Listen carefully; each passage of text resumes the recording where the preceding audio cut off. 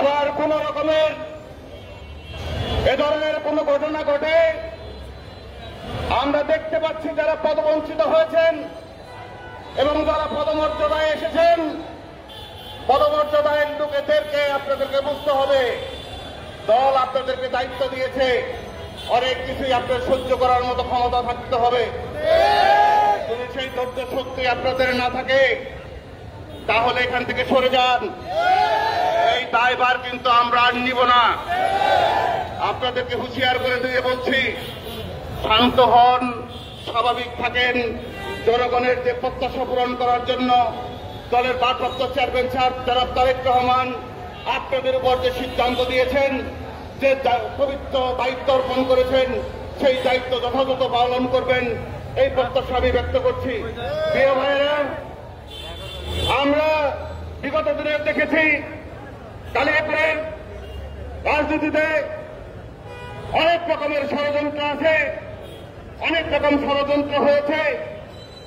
শেখ হাসিনার বিরুদ্ধে আন্দোলনের যে কমিটি হয়েছিল, 80 বছরের ঊর্ধ্বে 2 বৃদ্ধকে দিয়ে সেই কমিটি গঠন করা হয়েছিল, তবুও আমরা কিন্তু সেই কমিটিকে সহযোগিতা করেছি এবং তাদের অভাব আমরা কখনোই পূরণ করতে দেই নেই। কিন্তু আজকে কিন্তু সেই পর্যায়ে নয়। আজকে দেশ একটা স্থিতিশীল অবস্থার মধ্যে আছে। কাজেই আপনারা আপনাদের যোগ্যতা দিয়ে, আপনার সেই কর্মদক্ষতা দিয়ে সকলকে বুকে টেনে নিয়ে আপনাদের যোগ্যতা প্রমাণ করেন। তা না হলে কিন্তু ভয়ঙ্কর বিপদ আপনাদের সামনে অপেক্ষা করছে। কোন অবস্থাতেই এত ছাড় দেওয়া হবে না। আপনাদের বিভিন্ন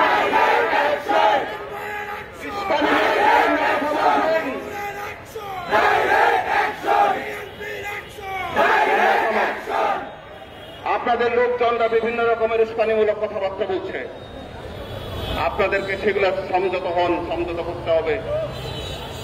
যদি আপনারা চুলকাচুলকি করবেন তাহলে নির্দিষ্ট জায়গা বেছে দিয়ে করেন। এই মানুষ আপনাদের কোনো কর্মকাণ্ডে যেন বিভ্রান্ত না হয় সেটা আপনাদের কাছে করজোরে অনুরোধ করছি। আপনারা যদি সত্যিকারে দলের জন্য, বিএনপির জন্য আপনাদের হৃদয়ে কোনো কাজ থাকে, আপনাদের কোনো ন্যূনতম যদি আপনাদের হৃদয়ে কোনো এই দলের জন্য মায়া মহব্বত থাকে, দেশনেত্রী বেগম খালেদা জিয়ার জন্য মহব্বত থাকে, এই বাংলাদেশের মানুষের জন্য যদি মহব্বত থাকে, যে নতুন বাংলাদেশের প্রত্যাশা নিয়ে আমরা আন্দোলন সংগ্রাম করেছি, সেই প্রত্যাশা পূরণের জন্য আপনারা মাঠে কাজ করেন, এটাই আপনাদের উপর আমার প্রত্যাশা এবং দাবি। প্রিয় ভাইয়েরা, যারা কষ্ট করে আজকে এই বিক্ষোভ সমাবেশে এসেছেন